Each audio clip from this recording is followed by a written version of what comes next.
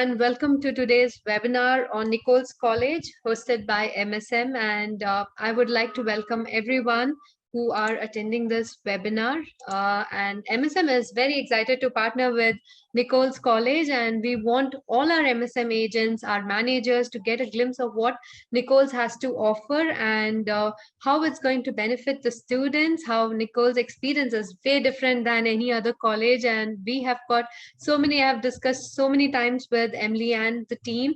They're a fantastic team, and this is the right platform for all of you to ask all your questions, your queries, and we wanted to have this session so that we make it a lot more interactive. And I would request all of you to keep yourself on mute. If there are any questions, any queries, you have the chat box, so make use of the chat box, ask us the questions, and we will answer all of them. And once again, I would like to thank Nichols College for taking our time for this session and giving us this in-depth counseling training that is required in order to help students reach out to students, which is very, very important. Yes, and a quick introduction. My name is Sheena, and I am the senior manager, and I look after the global marketing office over here at MSM, and I'll be your moderator for today. And I'm very delighted, I'm very pleased to invite Emily, who is the International Admissions Director at Nichols College. And a hearty welcome to you, Emily, and thank you so much once again for joining us on this webinar. Before I hand over the mic to Emily, I will run through the housekeeping requirements that are needed for today's event. So as a reminder, everyone to be on mute and encouraged to type in your questions in the question panel. Towards the end of the presentation, we would like to take all your questions up. In case you feel if there is any technical challenge, do ping us and send us your chat message and we will look into it. Also, this webinar is recorded and we would be sending you an complete recording as an email copy as well, so that you can keep it for your reference. So without taking much long, I would ask Emily to take over from here and run through the presentation requirements and everything. So Emily, our entire team is very, very excited about today's session and we've been looking forward to it. So thank you so much. Over to you. No problem. Thank you so much. So again, my name is Emily. I am the International Director at Nichols, International Admissions Director at Nichols College. I've been with Nichols for 12 years. I started in international admissions, went to another department, then came back to international admissions. So just to give you some background on Nichols College in general, we were founded in 1815 as Nichols Academy and then became a two-year college of business for men, then became a four-year college of business for men. In 1971, we welcomed our first class of women, and we have been a four-year college co-ed ever since. We were founded as a business school. We still maintain that strength and that focus today, but we have since added liberal arts majors, which are coming into their own strength and prominence, but students are primarily still looking at us for business. That's where most of our majors fall under, and I will do a quick screen share shortly to show you all of our programs. But so we are today based on professional development and leadership education, which means that not only are our students receiving their degree, but they're also receiving, they're also preparing for the professional world. We're making sure that they're prepared to enter the professional world, and not only just enter the professional world, but enter the professional world in leadership positions. So all students every year from their first year through their final year, their senior year, will take what's called a professional development seminar course. And in the freshman year, it's really your welcome to college class, your study skills, time management skills, using resources on campus, learning to navigate campus on your own, living on your own. And as they get into sophomore, junior, senior year, it becomes resume preparation, cover letter writing, mock interviews, presenting yourself professionally, and that includes dressing professionally. There is even an etiquette dinner if further down the line someone has like a business dinner or something with a client. But and then in the senior year, we kind of go a step further and go into budgeting, mortgages, renting your first apartment, buying your first car. So it's really making sure not only students are prepared to go into the workforce, but students are prepared to navigate the world after college as well. With the leadership education in the freshman year, students will take a required course called Lead 101, Learning to Lead. There are a couple of leadership electives in the sophomore and junior year. Sorry, there's like a fuzzy or something around me, in the sophomore and junior year. And then in the senior year, there is a leadership capstone along with the student's major capstone. Additionally, we're based on experiential learning. So all 4 years, there will be a hands-on experiential in the field component to each of those classes. Right now, internships are required for about 99% of our majors. They will be required for 100% of our majors moving forward. But right now, it's the vast majority of majors require an internship. And this could be, depending on the major, it is a part-time internship or a full-time internship. Students can do this locally, meaning they're taking a couple classes, 2 to 3 classes on campus, and then doing the rest of their time at their internship, or they can do a full-time internship. Students will go to LA, Miami, Washington, DC, Seattle, travel abroad to do these internships. We have actually one of our student ambassadors in the admissions office is currently in Dublin, Ireland, doing his internship. So from a small town in Massachusetts, we are getting students out into the world to not only do those internships, experience the world, but also placing them in professional positions all over the world as well. So talking about small town Massachusetts, we're located in Dudley, Massachusetts, which is in central Mass, about 20 minutes south of Worcester. We are about 3 hours from New York City, an hour each from Boston, Hartford, Springfield, and Providence. And it is a nice, close-knit community. About 1,150 traditional undergraduate students. 88% of those are living on campus. Campus housing is guaranteed all 4 years. Coming in, most students in their freshman year, about 90% will live on campus. And then as students become sophomores, juniors, they tend to kind of live off campus with friends. And then as they get into their senior year, they tend to move back to campus. We have full apartments on campus for seniors, and we also just got a grant to build some brand new housing for seniors, which are full townhouse style living. So that will be coming in the next 5 years, I believe. So as an institution, we're constantly looking out for what students are looking for, whether it be more up-to-date living or keeping up with technology in the classroom. Every year we do a refresh of our campus.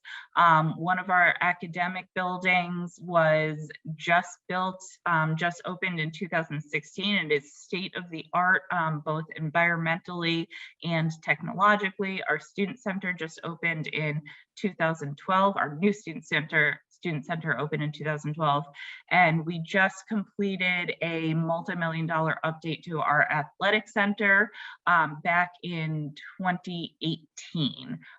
It's gorgeous. But so we're constantly keeping up with what students need and what educational technology, what campuses are looking like. So we are never stopping. We're constantly moving toward the future. talking about moving toward the future and our business history. Businesses nowadays are looking for professionals with at least a base knowledge of coding and analytics. So within the coming years, all students will get at least a general background in coding. I believe they're doing Python and business analytics using R. So data science will be built into the curriculum for all majors in the coming years. We're also working on becoming the business school for women. We have our Susan West Engelmeyer Institute for Women's Leadership that we're working with to see what we can do to bring Nichols to the forefront, especially for women going into business fields.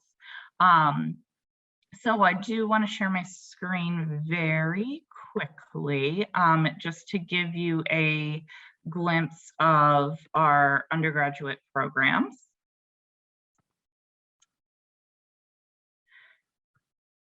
Okay, so as I mentioned before, Nichols was founded as a business school. So most of our programs are under business, but we do have some popular majors under liberal arts as well. So our Bachelor of Science in Business Administration degree includes accounting. Students can also do an accelerated 3+1 program, meaning they're actually getting their bachelor's degree in accounting in 3 years rather than 4, and then getting additionally a Master of Science in Accounting in 1 year. So what would traditionally take students 5 years to get 2 degrees is actually taking, or excuse me, 6 years to get 2 degrees is actually taking 4 years to get both that undergraduate Bachelor of Science in Business Administration with a concentration in accounting and a Master of Science in Accounting. Some of our newer programs talking about looking toward what businesses need from professionals in the future are business analytics, corporate finance and investments, digital and social media marketing, entrepreneurial management, marketing analytics, nonprofit management, real estate management, sport marketing, content creation, and sport sales and strategy. And then our liberal arts majors, our Bachelor of Arts, our communication, criminal justice, criminal psychology, which is a brand new program, economics, and psychology. For economics, students can either do a liberal arts base or a business space. Our 5 most popular majors from most popular are sport management, general business, criminal justice, the Bachelor of Arts, criminal justice, accounting, and marketing. And then in addition to our 1,150 traditional students, I'm trying to figure out how to stop sharing my screen. Oh, there we go. So in addition to our 1,150 traditional students, we also have about 300 students each in our undergraduate adult program, which is online and in the evening, and our graduate program, our master's degrees and graduate certificates, which as of now is hybrid, which means, or high flex, excuse me, which means while it's not an on-campus program right now, it is remote, but it is live. So students are logging in at a certain time and speaking directly with their classmates and with their professors real time, although it is not currently on campus. We are waiting to see if they're going to remain in this remote, our master's programs, if they're going to remain remote or if they intend on going to at least partially on campus. So that unfortunately has not yet decided, just because that remote program is working so well for our students. But so from the with the 1,150 traditional students, our undergraduate adult students, and our graduate students, we're about 1,700 students all in. Our graduate program has 4 master's degrees, a Master of Science in Accounting, which I touched on very briefly before, a Master of Business Administration, a Master of Science in Counterterrorism, and a Master of Science in Organizational Leadership. The MBA, MSA, and MSOL are all business degrees. The MSc is a liberal arts base in the master's program. And students in any of our business majors can do a accelerated 4+1, meaning they're getting their bachelor's degree and just staying 1 additional year to also get a master's degree. So students in any of our business majors can do that 4+1 track in the MBA or the MSOL.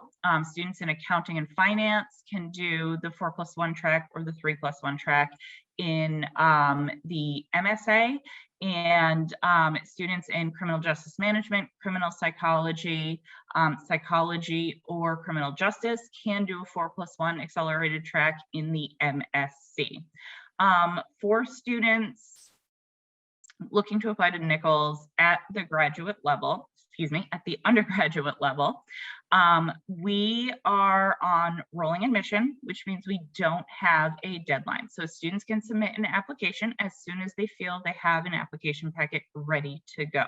We do have a language proficiency requirement, English language proficiency requirement, which can be if they're taking the Duolingo, Pearson, TOEFL, or IELTS.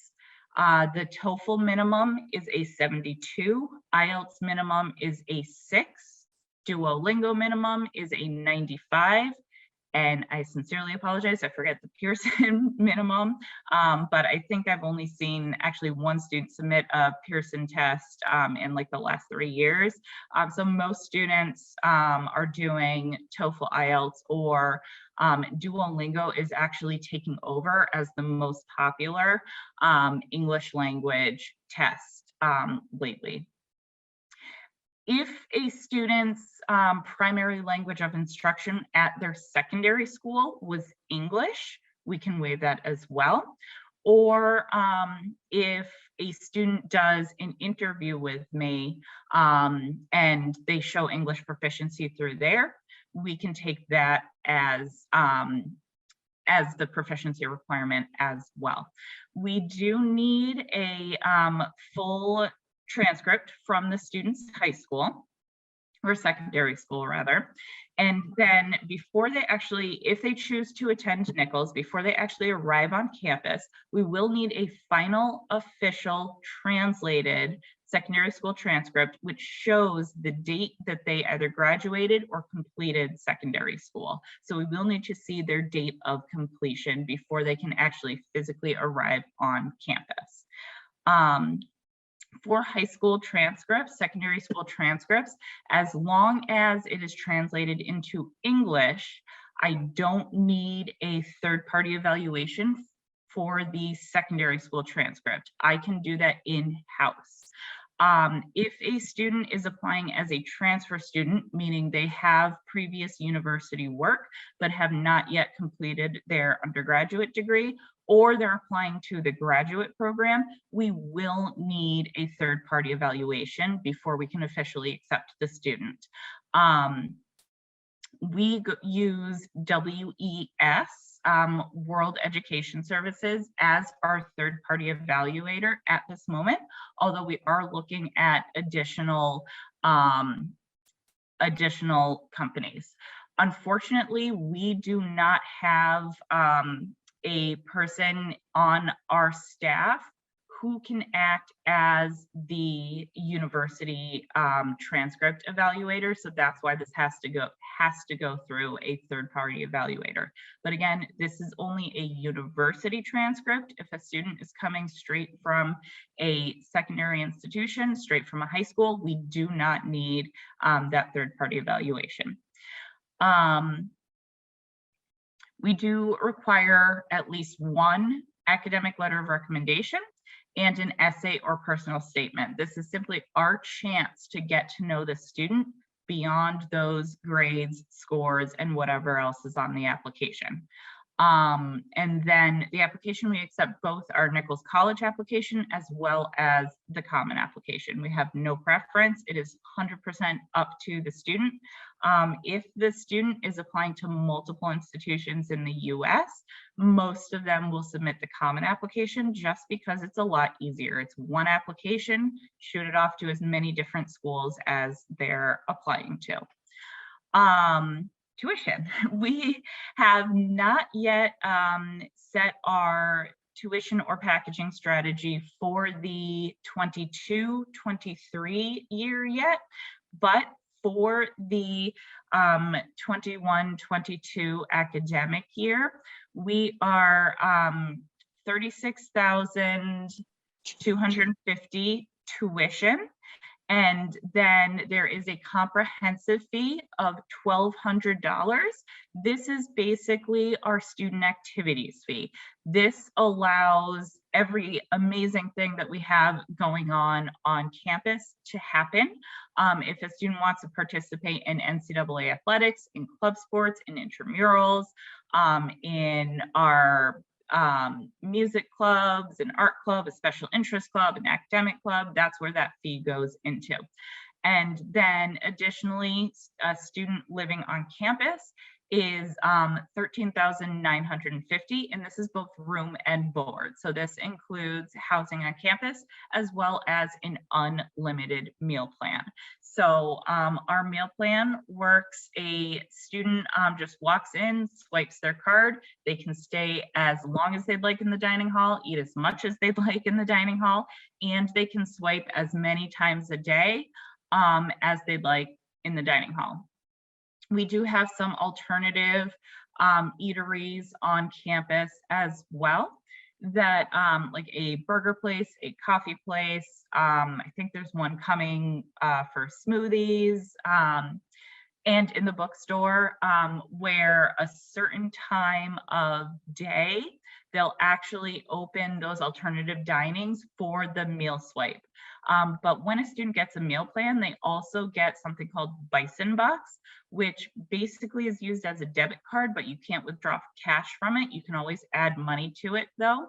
And this works both at the alternative eateries and the bookstore on campus, as well as some restaurants and businesses off campus. Students ordering Domino's or Chinese can use Bison Bucks for those businesses. We have a grocery store down the street where students can use Bison Bucks.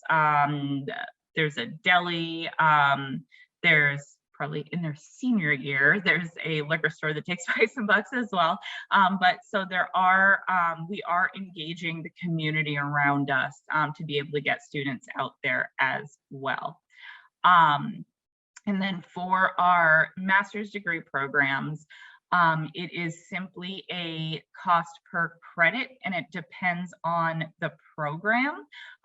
But the MBA program, I know off the top of my head, is $750 per credit, and the entire program is 36 credits. So, and the other programs, the MSA, MSc, and MSOL are just around there, but it depends on what the program is and what the cost is going to be, and it's charged per credit rather than per semester. Another difference between our undergraduate program and our graduate program is the undergraduate program is by semester. We're accepting applications for both fall and spring semester, and it's just 2 semesters throughout the year. Our graduate program is split into 6 different sessions throughout the year, and a student can apply and start at any one of those 6 different sessions. So I think I've been talking for a while. Are there any questions, anything I left out? And I think, Sheena, should I just go to the Q&A or the chat? Yes, we are getting questions that are coming, Okay. Emery, and I think it was very interesting because you've been sharing so much of insight, which is it, and it's very interesting because when you present on the screen all the presentations, then when you connect like this and talk about the stats, what are the things, I think it connects a lot more better than just showing the presentation. So it's really nice, I think, and Mhm. we are receiving a few questions, but would you like to share a little more insight about international students? How is it? How is the life for international Yep. students on campus? Because that's very important because all of us are, from different regions. So we have our, Yes, teams from different places. So I would just like to, if you can emphasize on that as well, that would be really absolutely. nice. So this year we brought in our largest international class. So of our incoming, so our overall incoming class was 364 students. 318 of them were first-time, first-year freshmen. So not including the transfer students, 17 of those 318 were international students. So that was our largest international class, incoming class ever. We're so thrilled. But currently on campus, we have students from China, Japan, Sweden, Italy, Bahamas, Mexico, Venezuela, Canada. Obviously, we kind of refer to Canada as our domestic students anyway, but we do have students coming from Canada every year. And yeah, so students are coming from all over, primarily Canada, Central and South America, and Europe, but we are getting students from Asia as well, although they're generally coming from Japan and China. We are working on, taking advantage of the largest incoming international class ever.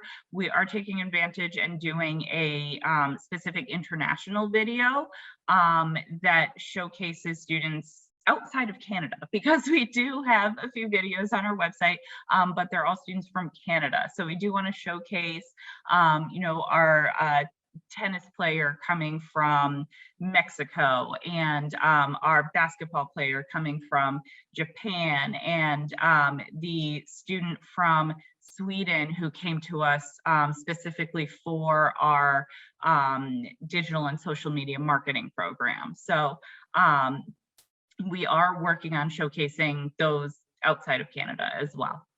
And then I did see a question about international students, but yeah, so international students are coming to us specifically because of that small, close-knit community feeling.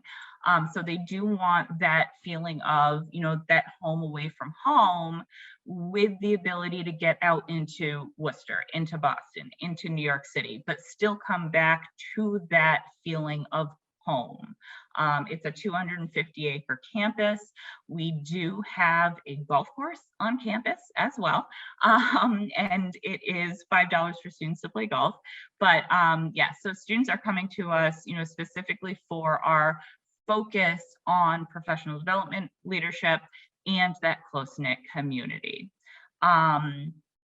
Our retention rate of freshman into sophomore year is just about 75%. We are working in the coming years on getting that retention rate up to 80.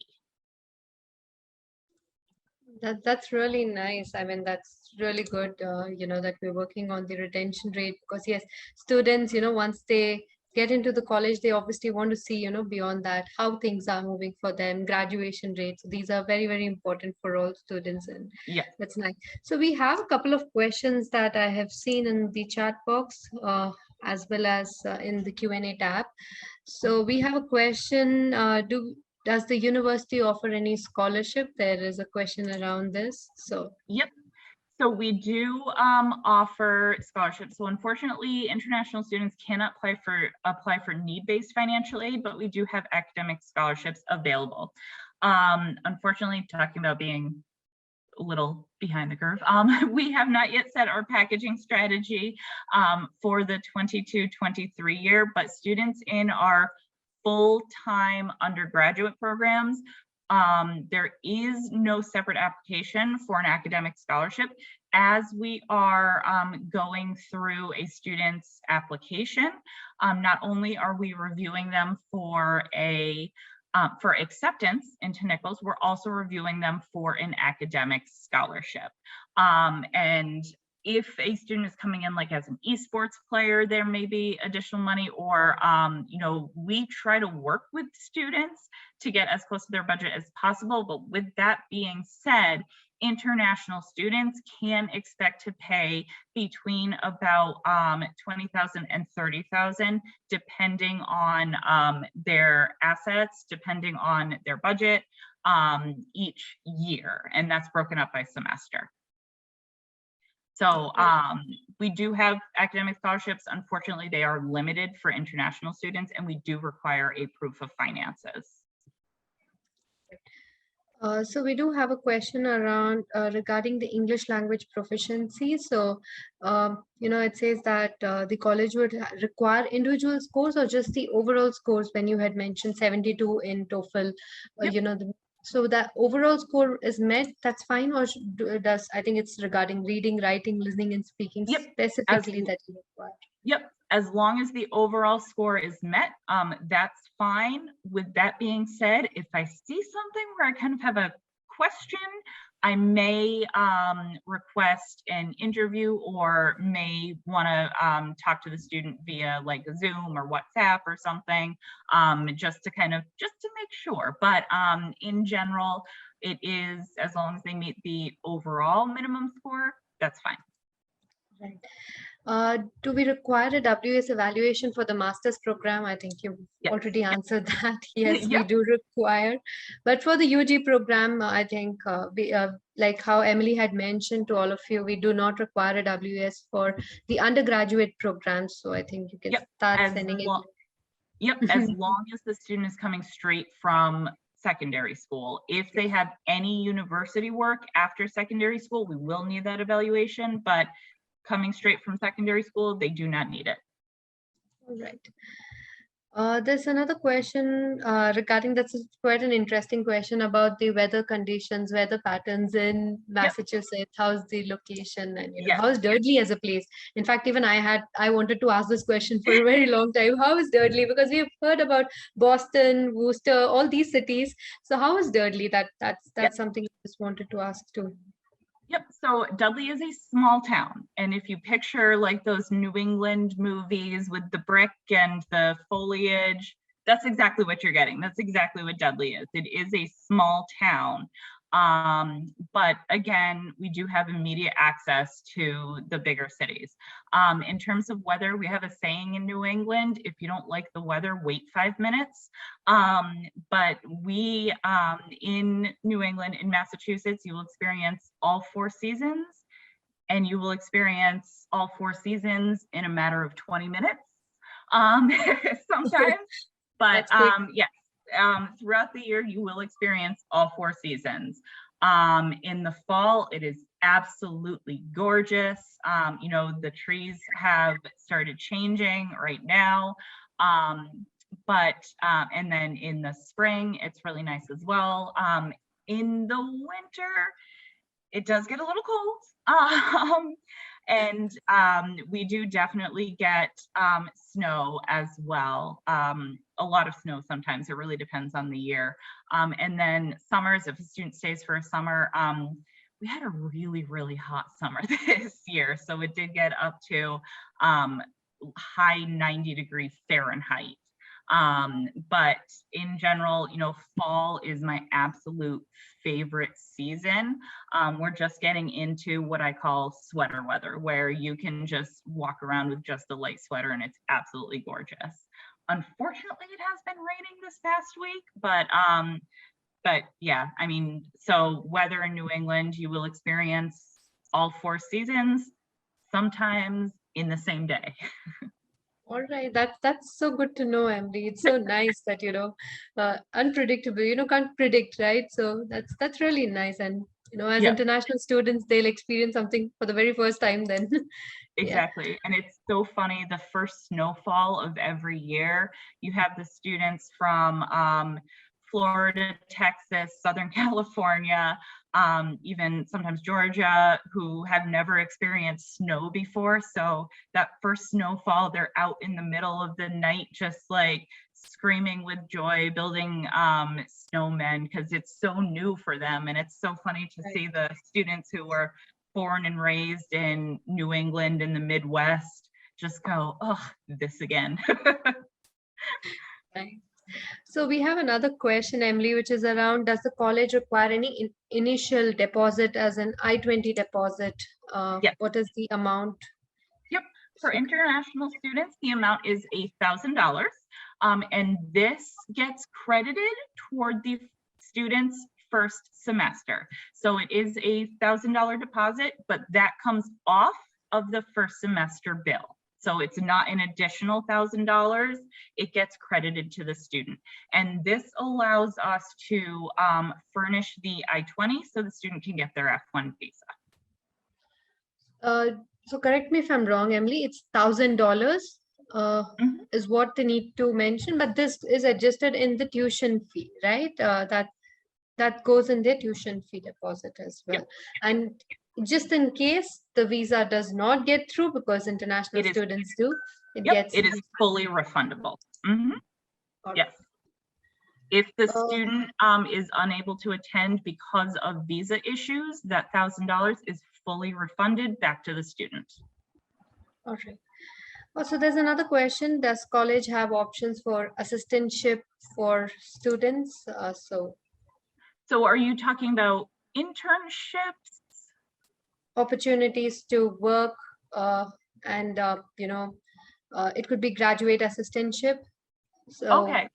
So we do, in general, we have graduate assistants. However, for actually, we do have a Canadian student coming in as a graduate assistant. So yes, so it would be a little different than our domestic students, but you would just work with our international office on making sure not only you have that student visa, but you also have that work visa as well. So yes, there are graduate assistantship programs. All right. So there's another question. If the Pearson test of English is accepted, that's the PTE test is accepted? Yes, it is. All right. And is there any application fee for applying? Nope, it is free. It is free to apply, both our application and the common application. All right. So there's another question. What is the fee for computer science undergraduate program, and is it possible to get an admission with Duolingo scores for undergraduation, and also about the scholarship again? I mean, that's so Duolingo we accept. There's a minimum of 95. We do not have a computer science program. Right. But you mentioned, Emily, that we're coming up with data sciences, right? We are coming up with data science. So data science will be built into our business majors. So it won't be its own program, at least not yet. It will be, however, built into the curriculum, into the general business curriculum.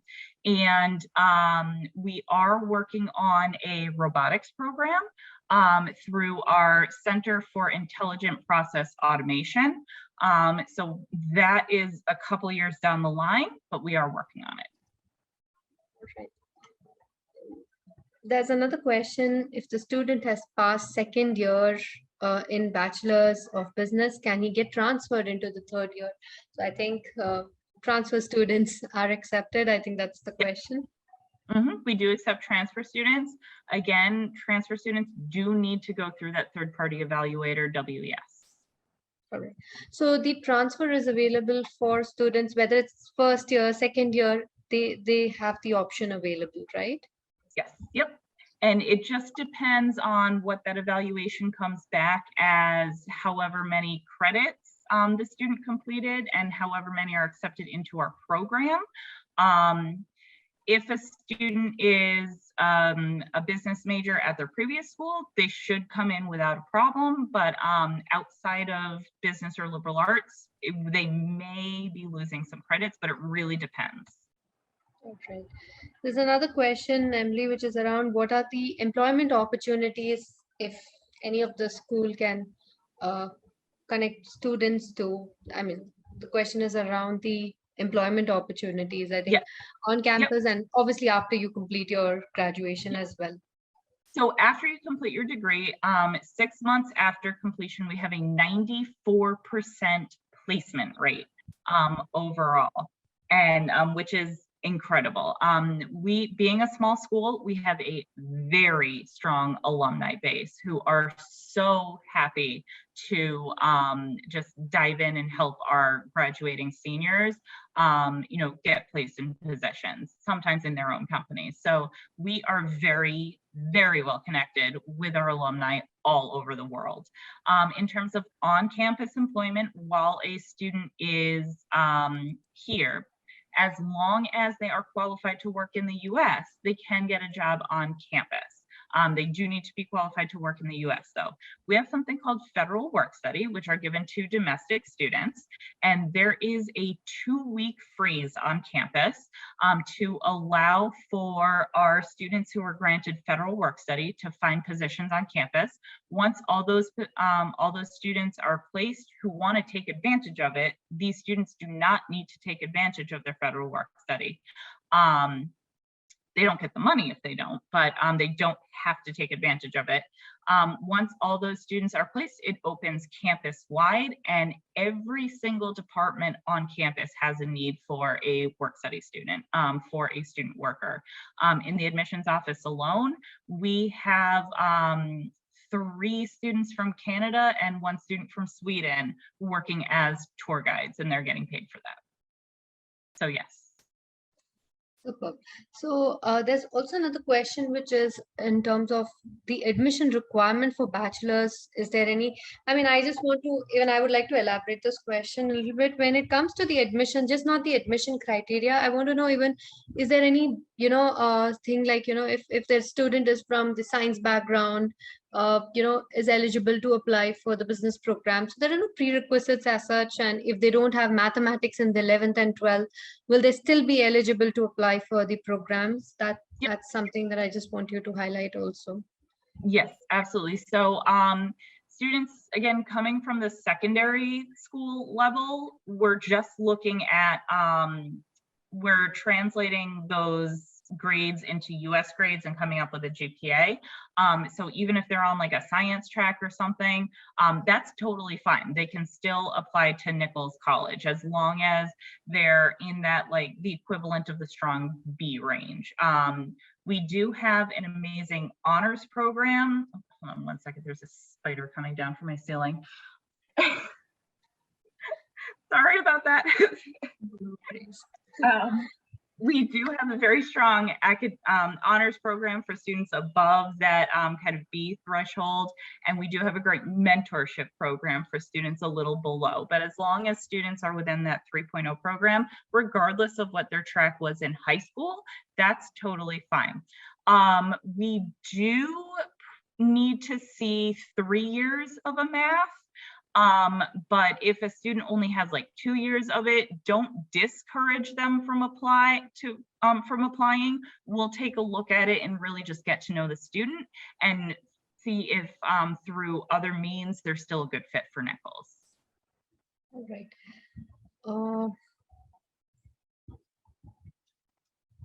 All right, there's another question. I believe the students are allowed to pay in installments, that is semester wise, right? They don't need to pay the entire tuition fee in one go. No, so students are charged by semester, so twice a year. But we do have a payment plan option. Now, the only caveat to that is that to do a payment plan, students do need to have a bank account in the US, okay, which most international students will actually do. So I have actually personally taken some international students down to, for example, Santander in the next town over to open an account in the US. Right.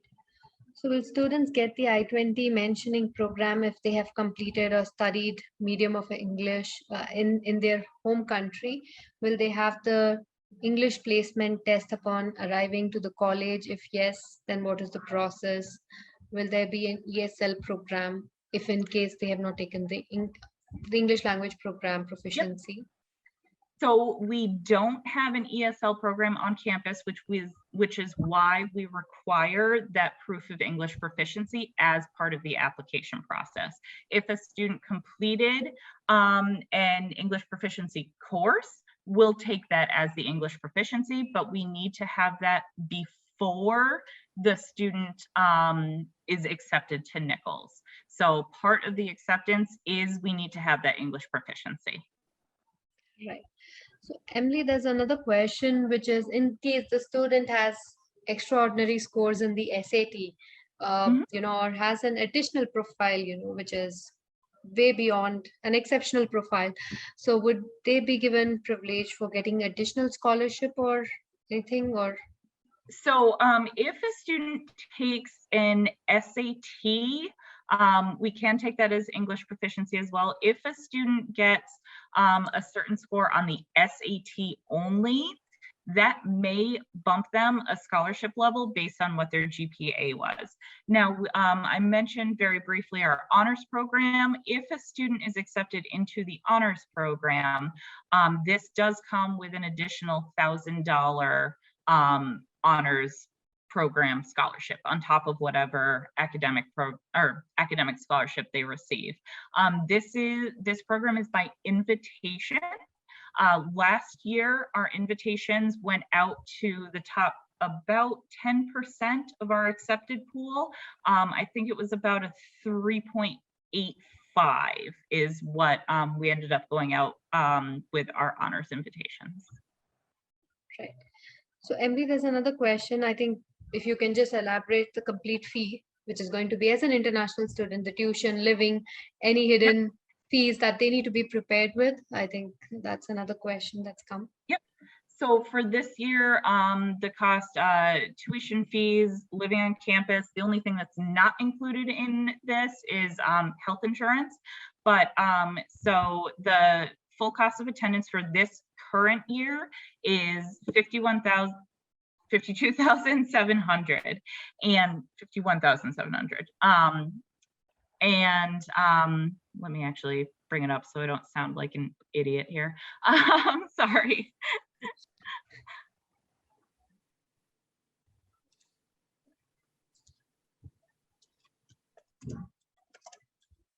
Yes, so it's $52,300 is our cost of attendance, tuition, room, board, and required fees. If a student decides to attend Nichols, when they get their first semester bill, they will see an additional $3,000 charge, as well as a $500 international charge. So international students, there is a one-time fee of $500 on top of that $52,000 if a student is living on campus. This is without any scholarships or anything. The $3,000 health insurance fee, a student does not need to take that. That is put on there for all students, even domestic students. And then a student, if they want to waive the health insurance fee, they just need to present their own health insurance. If a student is going to waive that health insurance fee that is on their bill, their current health insurance needs to be able to pay claims in the US. So as long as their insurance company that they're covered under has a brick and mortar building, or they're able to pay claims in the US, they can waive that additional $3,000 fee. Right. Emily, there's another question. How does the college have, when it comes to meeting, greeting services for new students, international students, will the college have pickups, airport pickups? What are the additional benefits? Because, international student experience is all different altogether. So I think that's another question that's come. Yeah, absolutely. So we work as a community to help make sure our international students are getting to campus. So again, we are in a small town about an hour away from Boston. Most international students will arrive into Boston Logan, and it's about an hour to campus.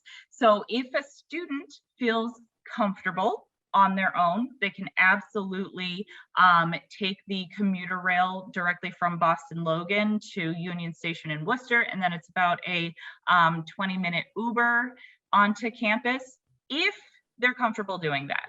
If not, for example, students coming in as athletes, our coaches actually kind of did door-to-door service for them. And then I personally, for students coming in, even as non-athletes, I personally have done door-to-door service. We are, again, because we brought in our largest class of international students this year, the campus is finally seeing a need for actual transportation to airports. So we're working on actual shuttles to campus from the major airports, Bradley and Hartford, TF Green and Providence, even Worcester Regional, Logan and Boston, even JFK and LaGuardia in New York City and Newark. There's another question, I think, which is, can a student with Duolingo score of 90 be offered a pathway for MBA? Yes, a Duolingo score of 90, unfortunately not. We do have a minimum of a 95. If they can prove English proficiency through other ways, then absolutely. But if the Duolingo test is their only English proficiency, I would recommend they take it again to get that 95. Oh, I believe we have answered all the questions. You had close to 23 questions that were asked. And thank you so much for answering all these queries. I hope I have not missed on any of them. Yes. Yes, Henry, you have helped me answer all the queries. Yeah. So. Yep, and if anyone has any additional questions or anything, I can, do you all have my contact information, or should I post that into the chat? Right, we can do one more thing. I'll post our details so that they can reach out to us and we can direct it, Emily, so that it's much more easy, right? Perfect. So that would, I think Jaya will just send in to all the attendees, to all of them our contact information, so so that they will have our details. And if I get any query specific, if we are not able to answer, then definitely I will reach out to you, and you can have the questions answered. Yeah. All right, so before we log out, Emily, I just like to thank you and our team. I think all of them, they were looking forward for this session. And on this call, we have our managers as well from different regions. So we have, Kaushalya from Nepal, Zalan from Pakistan. We have Aikina from Africa team. Of course, we have Kwame, we have Kwai. So we have all our managers and of course our agents, our trusted agents. And this session was, I think, it was really nice because, just running through the presentation, I feel that, this connects way better. And it was a great learning for the last 1 hour. It's been a great learning for us. And thank you so much. And, for taking our time and having conducted the session for Nichols College. And to all, my country managers and agents, please do reach out. And now that you have a training on Nichols done, I'm sure you are well confident, a lot more confident as you are always. So please do send in your questions, your queries, start sending us your applications for your students, and let's ensure that we have a very successful 2022 cycle. Yes. All right. Thank you so much on behalf of everyone. Have a great evening and a wonderful 2022 admission cycle. Thank you. Thank you so much, everyone.